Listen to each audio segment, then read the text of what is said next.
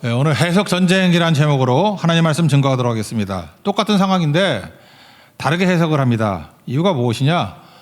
그 믿음으로 해석을 하느냐 아니면 세상 시각으로 해석하느냐, 그 차이에 있기 때문에 그렇습니다. 지금 홍해 앞에 서게 되는데 똑같은 상황입니다. 근데 하나님의 관점은 구원 사건이거든요. 근데 바로왕 같은 사람이 볼 때는 망할 사건으로 보인다라는 것입니다. 차이가 무엇입니까? 해석에 있습니다. 그래서 믿음은 해석에 근거하고 있다. 이걸 붙들어야 된다는 것입니다.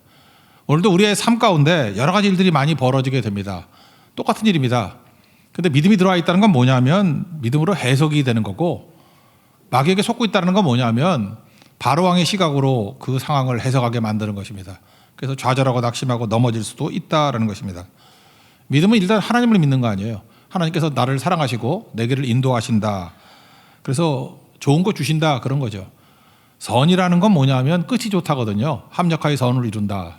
그러니까 모든 것이 힘을 합쳐가지고 마지막이 좋다, 그런 뜻이라는 것입니다. 그래서 이것도 해석이거든요. 겉으로는 이상해 보이는 것이 있다 할지라도 해석을 그렇게 하는 거예요. 하나님이 나를 사랑하시고 내게 좋은 거 주시기 때문에, 선하신 분이기 때문에 끝이 좋을 거야, 그렇게 해석하는 겁니다. 그리고 실제로 그렇게 되는 거예요. 그게 믿음이라는 것입니다. 지금 가나안으로 가는 두 가지 길이 있다 그랬죠. 해변길이 있고 또 하나가 광야길이 있다고. 근데 쉽고 빠른 해변길로 인도하지 않습니다. 그리고 광야길도 아니에요. 지금은 뭐죠? 막다른 길입니다. 홍해 앞에 서 있는 막다른 길. 아직 광야 들어가지 못했습니다. 막다른 길로 이끈다는 거예요. 상황은 어떠느냐? 믹돌 사이라 그러는데 양쪽이 절벽입니다. 그리고 앞에는 홍해가 있어요. 뒤에는 애국 군대가 추격해 옵니다. 이런 걸 뭐라 그러죠? 사면초가 그러죠. 갈 곳이 없습니다. 이거 죽는 길 아닙니까? 근데 하나님께서 어쩌다가 이런 길로 이끈 게 아니죠. 요즘에 뭐 어쩌다 어른 그런 거 있는데 어쩌다가 아니에요. 의도적이라는 것입니다. 무슨 얘기입니까? 우연이 아니라는 거예요. 이걸 섭리라 그러거든요. 하나님의 뜻대로 인도하시는 거예요. 섭리로 인도하셨다, 그런 얘기라는 것입니다. 그러면 이건 뜻이 있는 거죠. 그래서 하나님이 어떤 좋은 것으로 이끄신다라는 뜻이 있다. 이게 해석이라고요. 그러니까 해석 전쟁입니다. 이건 고난이 아니고 하나님의 선하신 뜻이 있다. 이 두 가지 해석 싸움이 있다는 것입니다. 1절과 2절 다 같이 읽겠습니다. 시작. 여호와께서 모세에게 말씀하여 이르시되 이스라엘 자손에게 명령하여 돌이켜 바다와 믹돌 사이에 비아 히롯 앞 곧 바알스본 맞은편 바닷가에 장막을 치게 하라. 여기는 지명 현재 어딘지 잘 모릅니다. 근데 상황이 그런 거예요. 절벽 사이에 바다 앞에 서 있게 됐다. 뒤에는 애국 군대가 오게 되었다. 여기서 특별히 계속해서 강조하는 게 바알스본이라는 거예요. 바알스본 맞은편. 이게 이름의 뜻이 있기 때문에 그렇습니다. 히브리어나 또는 그 고대 근동어에 보면은 바알이라는 것은 뭐 우상 바알도 있죠. 근데 이게 일종의 우리식으로 하면 신이라는 뜻이에요. 신. 그래서 바알 그러면 하나님입니다. 하나님에 대한 일반 명사예요. 하나님. 스본이라는 건 뭐냐면 본다라는 거예요. 그러니까 바알 스본, 그럼 해석이 뭐죠? 하나님이 보신다. 하나님이 다 보고 계신다. 이게 무슨 뜻이에요? 이게 어쩌다 된 일이 아니라는 거예요. 우연한 일이 아니라는 것입니다. 하나님이 다 보고 계시고 다 알고 계신 것이다. 그래서 이게 바알스본 맞은편. 이스라엘 백성들이 이 지명을 읽는 순간에 하나님이 다 아시고 다 보고 계신다, 이런 걸 깨닫게 되는 거예요. 그죠? 그러니까 무슨 얘기입니까? 사람이 못 보는 것을 하나님은 보신다. 그러니까 내가 보는 거 의지해서 판단하는 것이, 내가 보는 거 의지해서 해석하는 것이 맞는 게 아니라는 거죠. 하나님의 보시는 시각이 있다는 거예요. 하나님의 해석하시는 시각이 있다는 거예요. 그걸 따라야 된다라는 이 메시지가 숨겨져 있다는 것입니다. 그리고 바로 왕의 시각은 어떻습니까? 지금 이렇게 바알스본 맞은편에 오게 된 것을 광야에 갇혔다, 이렇게 생각했다는 거예요. 이스라엘 백성들이 노예 아닙니까? 그러니까 무시하는 거예요. 길도 모르는 멍청한 노예들, 전략도 없고 전술도 없고 방황하다가 저기 막다른 골목에 갇혔구나, 도간에 든 쥐구나, 싹 다 죽여버려야 되겠다, 그렇게 생각했다는 거예요. 그러니까 이게 뭐예요? 어리석음의 어떤 결과로 생각했다는 것입니다. 3절 다 같이 읽겠습니다. 시작. 바로가 이스라엘 자손에 대하여 말하기를 그들이 그 땅에서 멀리 떠나 광야에 갇힌 바 되었다 하리라. 그러므로 애굽의 군대를 총동원해 가지고 추격 명령을 내립니다. 그러니까 바로는 하나도 변한 게 아니죠. 10가지 재앙으로 말미암아 하나님 앞에 항복한 것 같이 보였는데 일시적인 겁니다. 하나도 변화되지 않고 현재 일을 바라보니까 이거 도가 된 쥐다, 이제 잡으러 가자, 이렇게 되었다라는 것입니다. 과거에 하나님의 이적, 하나님의 기적 싹 다 잊어버렸다는 것입니다. 여기 애국 군대의 특징이 뭐겠어요? 그 유월절을 통해 가지고 장자를 잃은 아버지의 군대죠. 장자를 잃은 아버지의 군대, 분노의 군대 아닙니까? 여기 한 집도 빼놓지 않고 장자가 다 죽었어요. 우리 여기 아버지들 계시죠? 혹시 그 장자가 죽었다. 그것도 한 집도 빼놓지 않고. 근데 그 원인이 우연도 아니에요. 저 이스라엘 백성들 때문에 죽었다.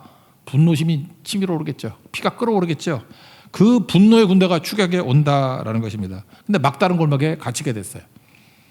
당시 최강의, 이게 지금 뭐 BC 15세기니까 우리나라 그 고조선도 뭐 한참 전 그런 얘기예요.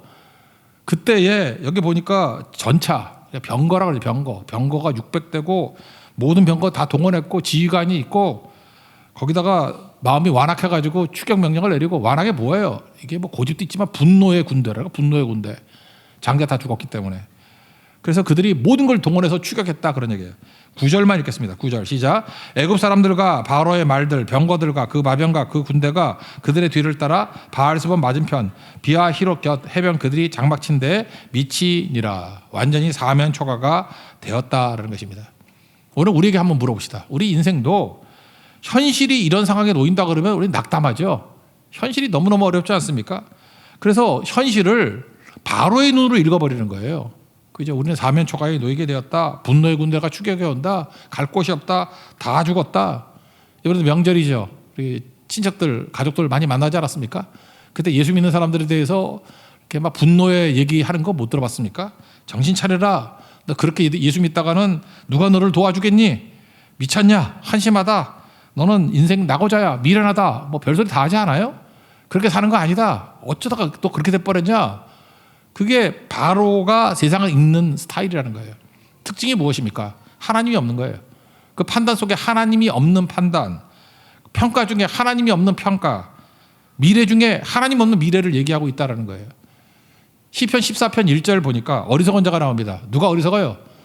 뭐 공부 많이 안 한 사람이 어리석은가? 그런 거 아닙니다. 그 마음에 이르기를 하나님이 없다 그러는 사람이 어리석다라는 거예요. 하나님이 없다 그러는 모든 게 다 어리석다는 거예요. 그게 악인이라는 것입니다. 하나님 없는 판단을 내리는 거예요. 바로왕이 그렇죠. 현실을 바라보고 하나님 없는 판단을 내립니다. 그 소리 들으면 안 되는데 거기에 끌려간다는 거예요. 요한계시록 보십시오. 세상의 상징이 바벨론인데 바벨론의 특징이 두 가지라 그랬죠. 음행과 사치. 여기 음행은 도덕적인 게 아니라 그랬죠. 하나님 없는 만족을 추구하는 것, 그게 음행입니다. 하나님 없는 만족을 추구하니까 만족할 수가 없잖아요. 그러니까 더 그게 사치예요. 그래서 결국은 과도하게 나아가고 방탕하게 나아가고 나중에는 그 변태같이 나가버린다니까요. 그죠? 그렇게 돼버린다는 것입니다. 그게 세상이라는 거예요. 그래서 바로의 시각이, 바로의 해석이 우리에게 주는 건 뭐냐면 우리를 두렵게 만들고 염려하게 만들고 불안에 빠지게 만든다라는 것입니다. 그러므로 우리 현실에 접하게 된 게 뭐냐 하면 두 길이 있다니까요. 하나님을 받아들일 것인가 아니면 바로의 해석을 받아들일 것인가. 해석 전쟁이라고요. 믿음이 세 가지라 그랬죠. 로마서 10장 2절 10절 보면은 머리, 가슴, 마음, 입이라고. 온전한 지식이 들어와야 되죠. 이게 믿음의 대상이에요. 그 대상을 마음으로 믿어가 영접이라 그랬죠. 마음으로 받아들이고 입으로 시인하는 거. 이 세 가지가 믿음의 충분 조건이라는 것입니다.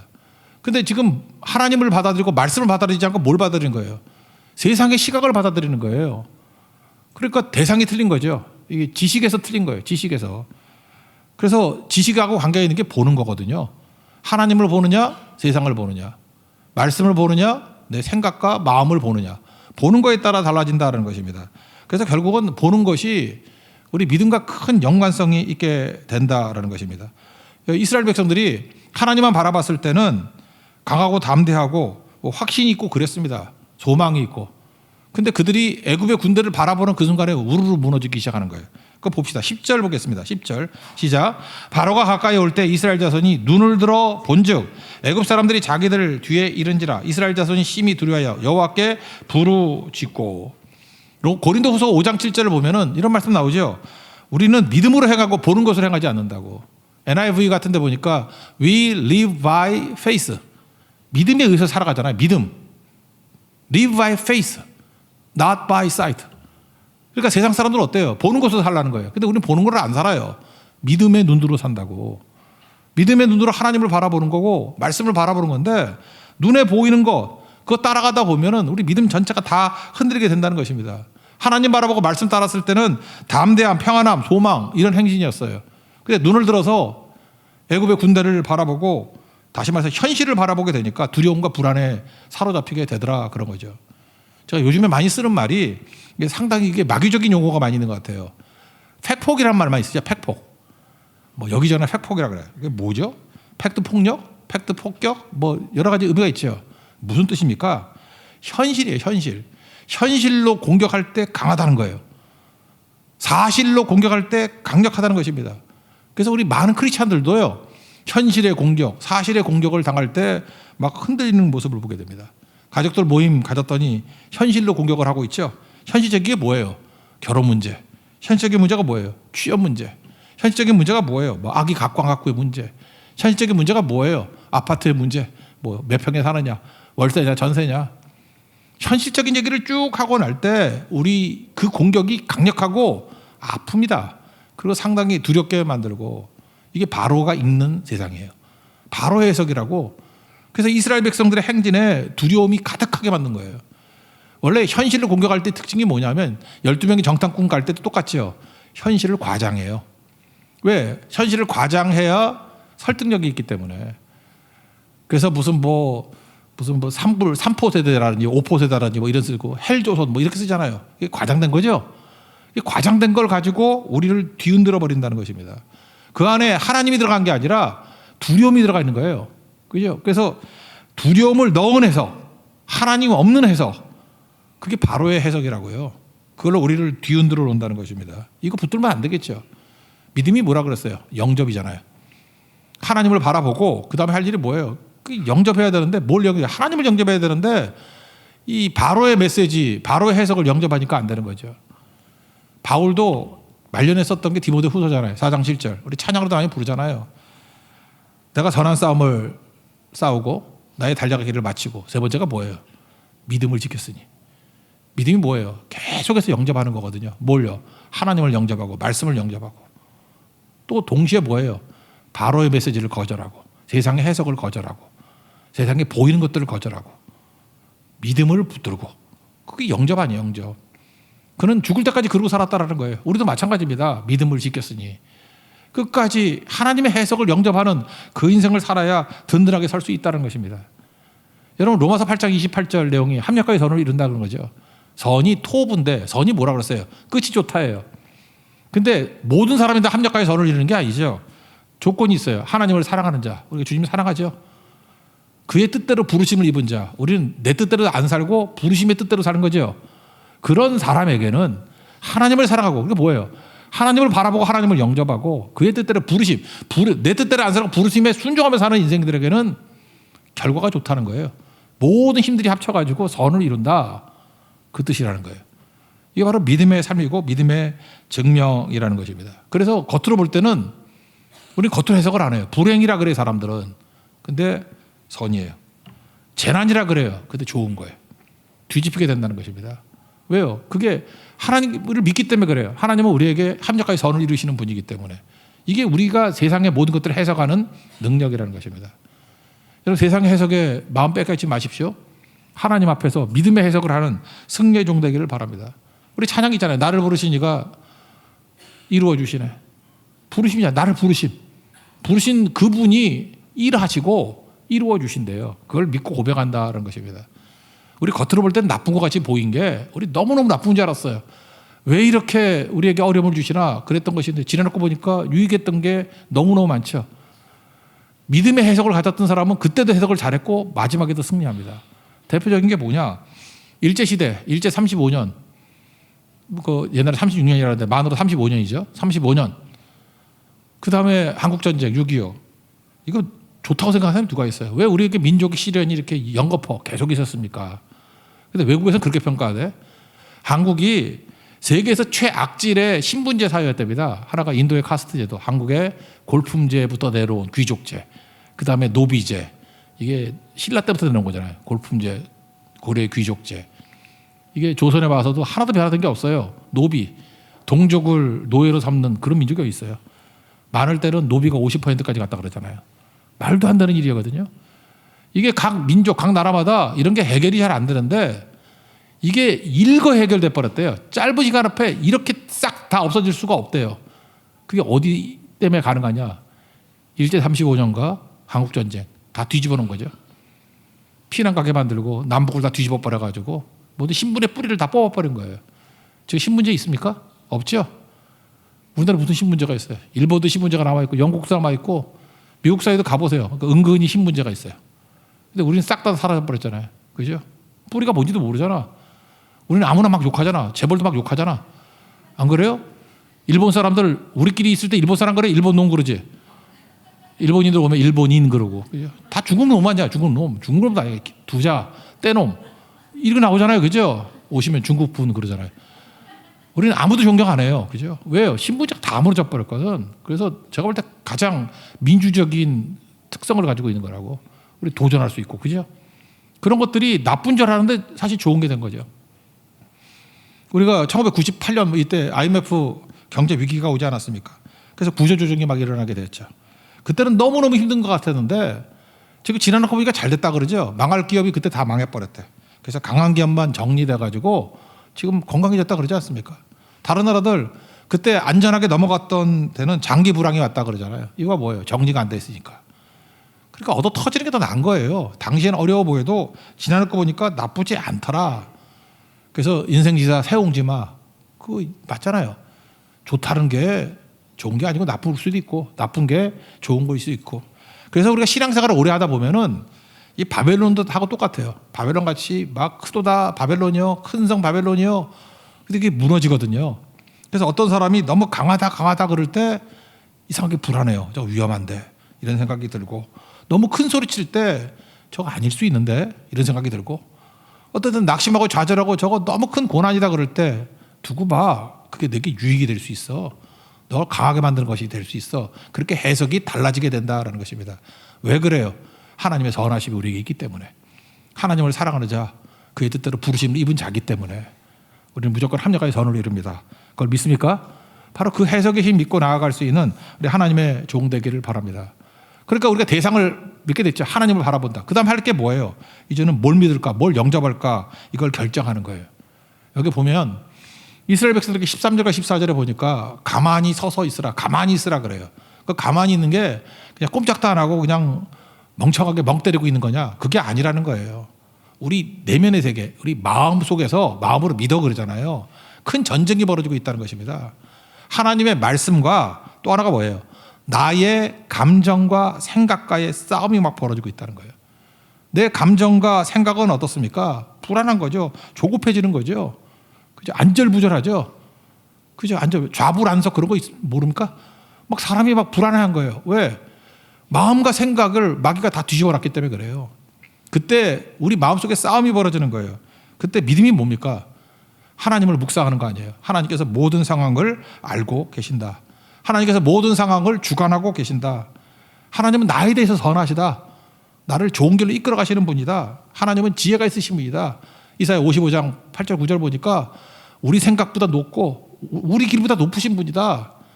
그 길로 나를 이끌어 가시고 그 생각으로 나를 이끌어 가신다. 이거를 영접하는 거예요. 답을 만드시는 분이다. 나는 답을 모르지만 하나님은 답을 알고 계신다. 그걸 영접하는 싸움이라고요. 그래서 하나님 말씀과 감정과 생각과의 크나큰 싸움이 있습니다. 언제까지요? 말씀 익힐 때까지. 그래서 가만히 있는 시간이 아니에요. 그래서 이때 도움이 되는 게 뭐죠? 가만히 있어. 사실 가만히 있을 때 하는 것 중에 대표적인 게 뭐예요? 기도라고. 행동하지 않냐고 기도하는 거예요. 빌립보서 4장 6절 7절 보니까 아무것도 염려하지 말고 생각 싸움이라는 거죠. 다만 모든 일에 기도와 간구로 너희 구할 것을 감사함으로 아뢰라. 그럼 하나님께 주시는 게 뭐예요? 모든 지각에 뛰어난 하나님께서 평강 주시고 하나님 평강 주시고 또 하나가 뭐예요? 마음과 생각을 지켜주신다고. 그러니까 마음과 생각을 지켜주신다는 얘기가 무슨 얘기입니까? 내 안에서 전쟁이 벌어질 때 결국은 말씀이 승리해서 내 마음과 생각을 굳건하게 지켜주신다. 그 뜻 아니에요? 그러니까 이게 믿음입니다. 믿음은 머릿속에서 하나님 말씀을 바라보는 믿음의 근거를 붙들고 그다음 마음에서 믿어요. 영접해서. 마음과 감정과 생각을 이기는 그런 싸움의 승리의 종이 된다라는 것입니다. 그럼 여러분들 지금도 여러 가지 이런 해석 전쟁이 벌어지고 있을 때 기도하십시오. 평강 주시고 내 마음과 생각을 지켜주십시오. 그래서 하나님께서 주시는 말씀 붙들고 하나님 붙들고 흔들리지 않는 종 되기를 원합니다. 그게 가만히 서서 해야 될 일입니다. 우리 행동보다 먼저 하나님 앞에 기도하고 믿음 붙드는 그 싸움 벌여야 된다는 것입니다. 13절과 14절 읽겠습니다. 시작. 모세가 백성에게 이르되 너희는 두려워하지 말고 가만히 서서 여호와께서 오늘 너희를 위하여 행하시는 구원을 보라. 너희가 오늘 본 애굽 사람을 영원히 다시 보지 아니하리라. 여호와께서 너희를 위하여 싸우시리니 너희는 가만히 있을지니라. 이게 감정과 생각과의 싸움에서 승리하는 모습이었다, 그런 얘기입니다. 그런 걸 여기서 알 수 있는 게 뭐예요? 불평하면 망한다는 거죠. 그래 누누이 말씀드리잖아요. 여기서 이스라엘 백성들이 이 잘못된 선택을 하는데 감사하면 특징이 뭐예요? 문이 닫혔던 문도 열리는데 불평하면 열린 문도 닫히게 된다는 것입니다. 근데 이스라엘 백성들이 한 일이 뭐예요? 원망합니다. 불평합니다. 12절 읽겠습니다. 시작. 우리가 애굽에서 당신에게 이른 말이 이것이 아니냐? 이르기를 우리를 내버려두라. 우리가 애굽 사람을 섬길 것이라 하지 아니하더냐? 애굽 사람을 섬기는 것이 광야에서 죽는 것보다 낫겠노라. 그러니까 이들은 어때요? 기도 안 하고 하나님 바라보지 않으니까 감정과 생각에 굴복해 버렸다는 것입니다. 그러니까 불평의 문을 여는 거죠. 여러분, 그래서 고난 당할 때 불평하는 사람만큼 어리석은 게 없습니다. 그래서 여러분들 고난 당하면 기도하면 좋은데 기도가 혹시 안 나온다 그러면 침묵하십시오. 그럼 딱 중간에도 가요. 고난과 불평이 만나는 것은 최악입니다. 그럼 볼 것도 없어. 그냥 망하는 거예요. 그래서 여러분들 그 결혼하기 전에 남녀간에 교제를 좀 하라 그러잖아. 교제를 할 때 저는 항상 그렇게 권면해요. 추나 추동, 봄, 여름, 가을, 겨울 지날 때까지는 교제하고 그 전에 결혼하지 말라고. 이유가 뭐냐? 이게 뭐 날 싫어서 추나 추동도 있지만 이 마음의 상태도 업앤다운이 있잖아요. 봄, 여름, 가을이 쭉 있다고. 그러면 인생에서 겨울이 올 때도 있잖아요. 이 고난이 올 때 그때 자꾸만 불평하고 불평하지 않으면 못 견디고. 불평 왜 하는지 알아요? 불안해서 하는 거야. 막 불평하고. 그런 사람은 결혼 안 하는 게 좋아요. 왜냐? 그거 해결 금방 안 돼. 내가 보면 최소 10년, 한 20년 걸려요. 죽어라 고생해. 고난 당할 때는 침묵하는 사람. 더 좋은 건 고난 당할 때는 기도하는 사람. 그게 고난 이길 수 있는 거지. 고난과 불평이 손을 잡으면 망합니다. 여기서 불평했던 사람 한 명도 가난 못 들어갔어요. 다 죽었습니다. 잊지 말라고. 이때 조짐이 보이잖아요. 그래서 여러분들 지금 다짐해야 돼요. 내가 고난 당할 때 절대로 불평하지 않겠습니다. 원망하지 않겠습니다. 이것만 붙들어도 여러분 인생에 뭐 80%는 사는 거예요. 이 혀에 대한 거 있잖아요. 야고보서 3장 6절 한 절인데 한 절이 이렇게 중요하게 얘기하는 것 같아요. 네 가지 혀의 나쁜 영향에 대해서 얘기를 하고 있는데 읽어드릴게요. 혀는 곧 불이요. 첫째. 두 번째, 불의의 세계라. 혀는 우리 지체 중에서 온몸을 더럽히고 삶의 수레바퀴를 불사르느니라. 바퀴 불사른다. 세 번째, 사르는 것이 지옥불에서 나느니라. 차례대로 보면 네 가지예요. 혀를 이게 불평으로 놀리는 사람의 특징이 뭐냐면 첫째, 혀는 불이래요. 작은 성냥불이 있습니다. 작은 불이죠. 이게 막 퍼지면 온 산 다 태워버리잖아요. 그래서 혀 잘못 놀리는 사람은 방화범이에요. 전체를 자기뿐만 아니라 다 태워버려요. 그 미국이나 뭐 호주 이런 데 보면은 뭐 몇 달씩 타는 불도 있잖아요. 그 처음에 작은 불로 시작됐다고. 혀가 불이에요. 말 한마디로 그냥 민족 전체를 다 뒤흔들 수도 있고요. 나라 전체를 다 뒤집어 버릴 수도 있어요. 혀가 불이다. 그 다음에 혀는 불의 세계라. 불의가 뭐예요? 그러니까 오염시킨다는 게 오염. 정치도 오염시키고 경제도 오염시키고 문화, 영적 세계 다 오염시킨다는 거예요. 그래서 험한 말, 나쁜 말 하는 사람은 오염시키는 겁니다. 이게 독극물이에요, 독극물. 그래서 여러분 상처를 받았다 그러는데 상처 중에 제일 큰 상처가 뭐예요? 말로 받은 상처죠. 오염시키기 때문에 그렇다는 것입니다. 그래서 우리가 꼭 기도해야 될 게 뭐냐면 매스컴 놓고 기도해야 돼요. 이 매스컴이 기도의 영역이 돼야 됩니다. 매스컴이 다 오염시킬 수 있다는 거예요. 그래서 건강한 이 매스컴 되도록, 그죠? 이렇게 성령의 기름 부음이 있는 매스컴 되도록, 이거는 우리가 못하더라도 기도 꼭 해야 돼요. 반드시 이게 필요하다라는 것입니다. 그리고 세 번째 뭐예요? 수레바퀴. 삶의 수레바퀴를 불태워버려야 됩니다. 바퀴 아시죠? 바퀴, 휠. 바퀴가 있어야 밀기도 하고 자동차도 가고 뭐 기차도 가고 그런 거 아닙니까? 근데 바퀴가 깨져버리면 못 움직이죠. 그래서 자기 혀로 이 수레바퀴를 깨버리는 사람이 있다는 거예요. 그래서 이런 사람의 특징이 뭐냐? 굴러가질 않아요. 그래서 인생이 고달픕니다. 매일 질질 끌려가는 인생이에요. 끌려가는 인생. 굴러가질 않아요. 그럼 왜 네 인생의 바퀴가 이렇게 다 망가졌냐? 자기 혀로 망친 거예요. 함부로 헬조선. 내가 헬조선이라고 말 많이 하는 사람 가운데 그게 미래가 좋은 사람이 별로 없더라고. 그 이유가 뭐냐? 자기 입으로 자기 인생의 바퀴를 다 망가뜨려 놓은 거예요. 그죠? 헬조선이 뭡니까? 우리 은혜조선 그러든지 조선은혜 그래야 되나? 한국 그래야지. 왜 조선이야? 조선은. 그죠? 은혜 한국, 한국 은혜, 은혜 같네. 한국 은혜. 이렇게 고백하는 게 되게 중요한 거죠. 이 자기 바퀴를 깨버리는 거예요. 바퀴를. 그리고 네 번째는 혀는 지옥불이라 그러잖아요. 말로 지옥 만드는 겁니다. 지옥이 저 멀리 있는데 지옥을 현실로 불러오는 힘이 지옥의 현실화, 혀에 있다는 거예요.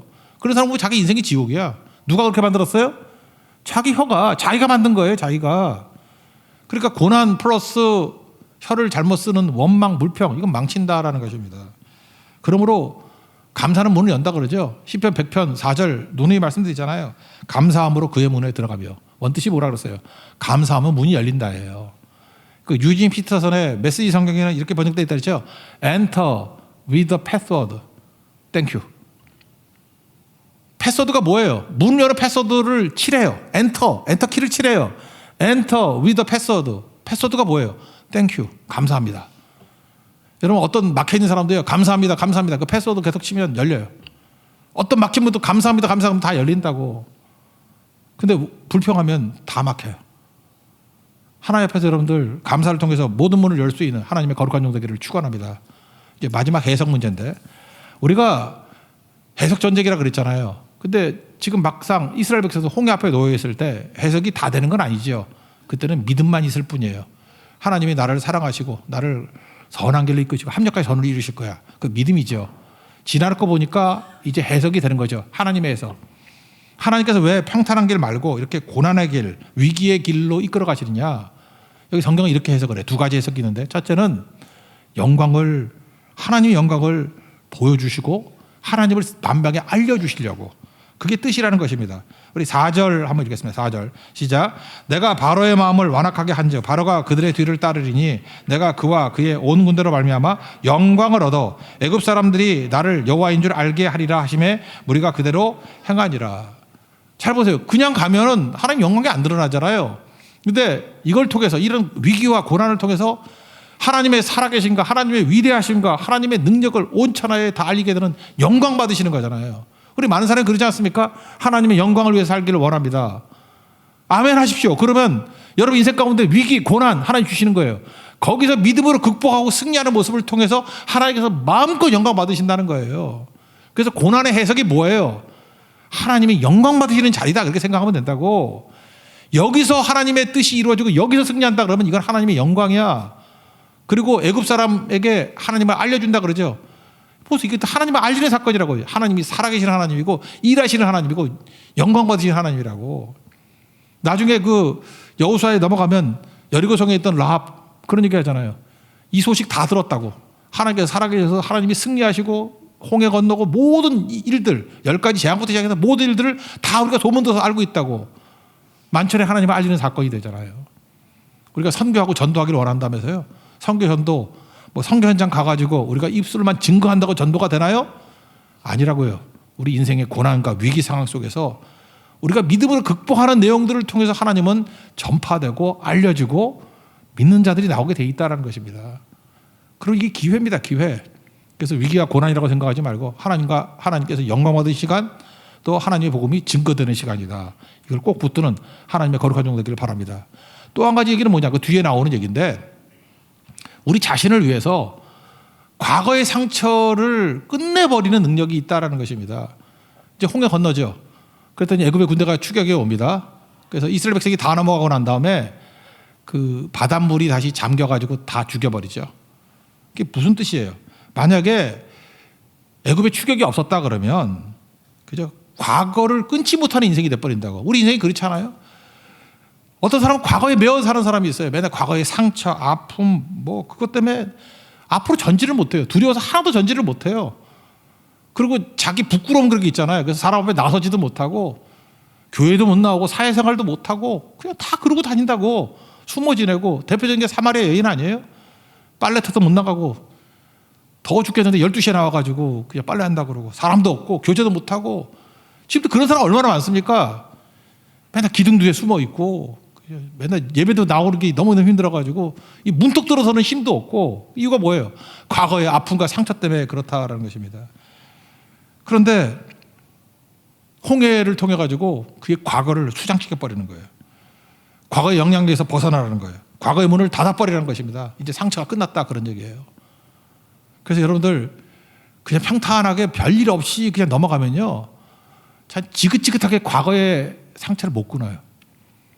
그렇게 잔잔하게 넘어간 사람들 보면은 뭐 위기만 오면 맨날 하소연. 옛날에 뭐 어땠고 누가 나한테 상처를 줬고 누가 나를 어렵게 했고 미래가 없어요. 미래가. 우리 찬양 가운데 그러죠. 십자가 그 사람. 저는 1절도 좋지만 2절이 참 좋아요. 지나간 일들을 기억하지 않고 이전에 행한 모든 일 생각지 않으리. 과거 끝내버린다는 거예요. 이게 홍해입니다. 과거를 끝내버리는 거. 그리고 이제 보이는 게 사막과 광야잖아요. 사막에도 길을 내시고 사막에서도 강이 흘러요. 원래는 광야의 길을, 사막의 강이잖아요. 그리고 내 안에 새 일 행하실 주만 바라봅니다. 과거 끝났죠. 이제 새로운 일이 기다리고 있다는 것입니다. 이게 홍해예요. 여러분 인생 가운데 지금도 그래요. 내가 예수님 잘 믿고 하는데 왜 이렇게 어려움이 있지? 이렇게 난관이 있고 아픔이 있지? 그래서 여러분들 다 끌어버리는 거예요. 이제 여러분 앞에 이제는 광야의 길, 사막의 강, 내게 이루실 새 일만 있는 거예요. 이게 홍해입니다. 하나님께서 나중에 해석해 주실 그 내용들을 믿고 여러분 인생이 영광으로 해석되는 또 승리로 해석되는 권능의 종 되기를 축원합니다. 자리에서 일어나겠습니다. 십자가 그 사랑 찬양하겠습니다.